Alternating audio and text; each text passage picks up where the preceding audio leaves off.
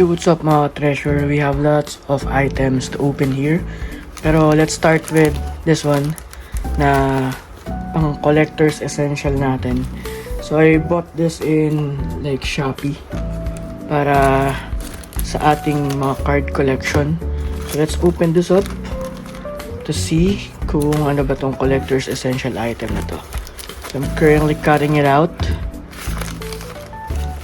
Medyo mabilis lang siya buksan, as you can see. And medyo mabigat siya. So, we need to be a little bit careful since medyo, I don't know kung nababasag to. But, medyo ano kasi, parang glass yung texture na ito. So, mas mabuti nang maingat, diba? So, I'm cutting it out. Nandito tayo sa bubble wrap page or part ng ating parcel. So, ayan. So, we need to cut it a little bit more. So, ayan. Medyo madikit yung tape tsaka compact yung kanyang pagkakasil. Kaya I need to fast forward a bit. Pero, ayan. Medyo na-open na natin yung second layer ng packaging ng ating for collector's essential na item. So we need to open it up a little bit more. So yan. Meron pang another set of layer ng protection. Pero kita nyo na sa gilid pa lang kung anong possible na to.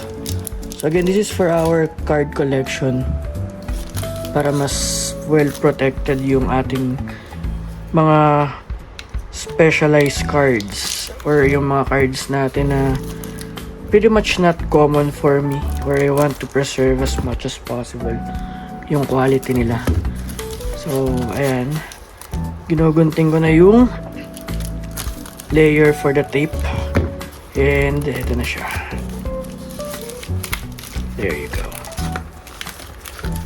So the item na meron tayo for the collector's essential will be this from Dibs Pack, a magnetic case.